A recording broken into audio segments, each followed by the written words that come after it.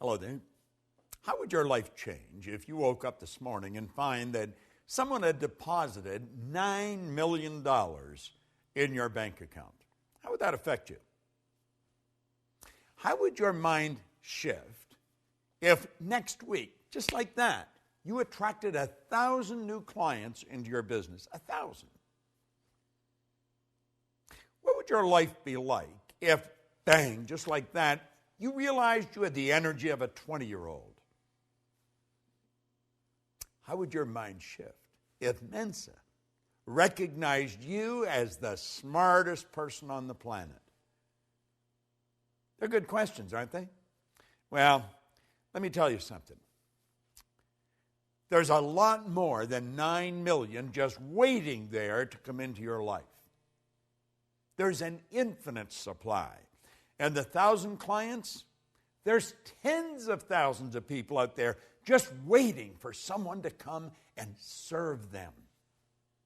And the 20-year-old energy, do you know all the energy there ever was or ever will be is 100% evenly present in all places at the same time. No one gets energy.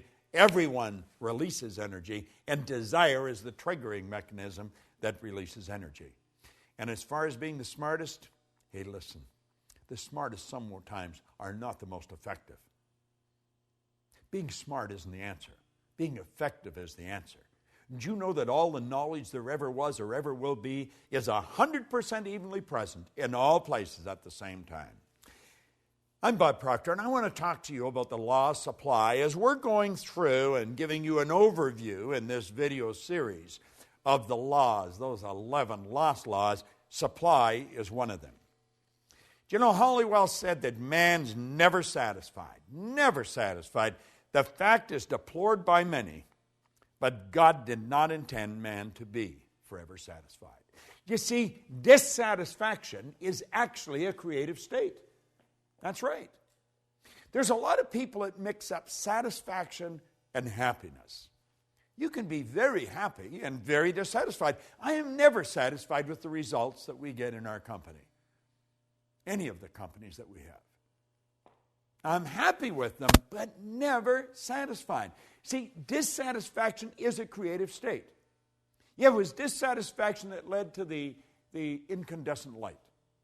Edison just got sick and tired of dealing with a wax candle or a kerosene lamp. You see? Yeah, it was dissatisfaction that led the Wright brothers to introduce us to a brand new kingdom.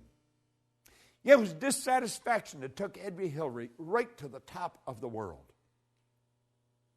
It was dissatisfaction that caused John Kennedy to make a statement that we would be on the moon in this decade. He said that way back in the 60s. Now, I hope you are dissatisfied. And if you're not, well, I'm going to say a quiet prayer for you. See, we believe, therefore, that it is right and good for people to seek to gratify all pure desires and ambitions. Now, I know there's a lot of people that don't agree with that, but they don't agree with a lot of things. But you're going to find out the small select group of people that really understand these laws, understand there is an infinite source of supply. Everything comes from one infinite source. Everything's made from the same. The difficulty with some is that they can more easily look to the creature as the source of their substance than to the Creator. Just beyond the average person's grasp. We don't really believe that God is the source of our substance. Now, when we start to believe it, I think it starts to happen.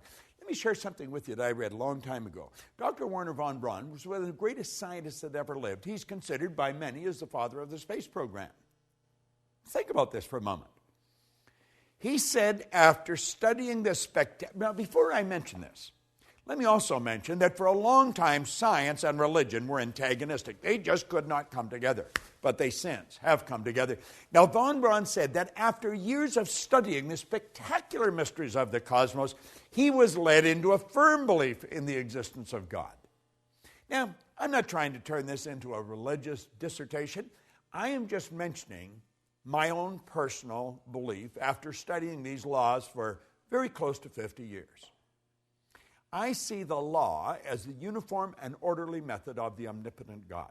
A law is something that happens every time with every person everywhere. And everyone that has accomplished anything will be quick to tell you this. See, as we look back, everybody loves a dead genius. They really do. But you know, all of these great geniuses from history that we look at, they weren't considered geniuses when they were alive. The Wright brothers were considered real heretics. They really were. See, the people that made it happen, they were out of the box. They weren't ordinary thinkers. But they understood that there was this governing process called the law. You see, before we're able to believe in abundance of good, we've got to then see and enjoy that everything comes from one infinite source of supply. And when we really understand that, everything is going to change direction for us. Nothing can be made from something any more than something can be made from nothing. But where does water come from? Let's give it some thought. If we went outside on a nice clear day and stood there with a cup, just stood there, and we were patient, and we stayed there long enough, do you know that that cup would fill with water? Oh, yeah. You would see in the no thing, you would see a cloud formation. And the cloud would become very heavy and very dark, and before long, water would fall out of it. Now, if we stayed there with that cup, where would the water go to? It'd go right back to where it came from. See, as above, so below. As below, so above. I want you to think about that. Nothing is created or destroyed. Everything's in a constant evolution of change. We literally live in an ocean of motion. You and I have the godlike ability to create images in our mind. And as we create the images in our mind, we control the vibration that we're in, and that vibration sets up an attractive force. In the seminars that I conduct, I hold up a little acorn sometimes that comes from a giant oak tree. But the little acorn is nothing but a mass of energy in a high speed of vibration. It's just a little physical nut. Now, if I kept that acorn in my pocket, that acorn would disintegrate because it's governed by a very, very basic law, create or disintegrate. And it's not in an environment that's conducive to its unfoldment. But let's suppose I take and I plant that acorn in the earth. Do you know that there's particles of earth that are in harmonious vibration with that little mass of energy that we call an acorn? See, if you looked at the acorn through a microscope, it's not solid. It's just a little mass of energy that's dancing. Let me digress for a moment. Let's suppose I took 2 drops of water on a glass-top table and I pushed them together until they touched. Then I'd have 1 drop, wouldn't I? I'd have a bigger drop. Let's suppose I put another drop and I pushed it together.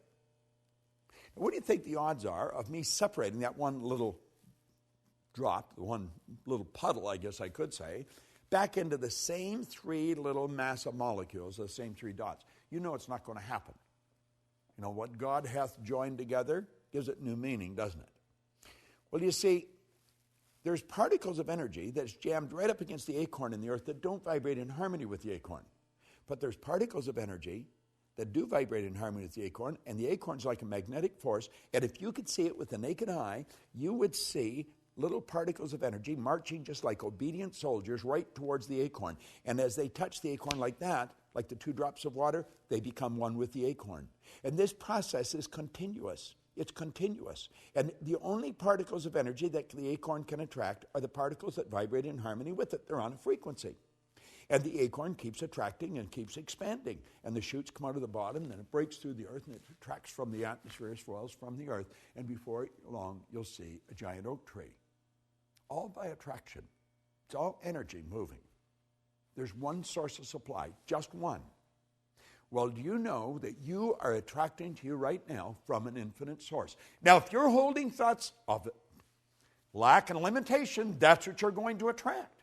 The universe, by law, can only give you what you put in the order for. What are you putting in the order for?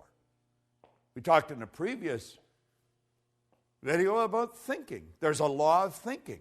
Well, as you think, you attract. So think about it. What have you put in order for? What are you attracting? Everything comes from one infinite source. You might say, well, I don't really understand that. Then just take my word for it, because I do understand it. And if you study it for a while, you're going to start to understand it. Like Solomon said, in all you're getting, get understanding. Well, let's understand where everything does come from. There's no lack. There's no limitation. As long as you live through your sensory factors and just go by what you see, then there will be lack and limitation because you're dealing with a very limited view. But when you start dealing with the God's eye view, you see things from a much higher level. There's no lack and no limitation. And understand this, what you think you attract, and you attract from one infinite source of supply. Study this law of supply. It's a phenomenal law, and it works for every person, every time, everywhere. This is Bob Proctor, and thank you.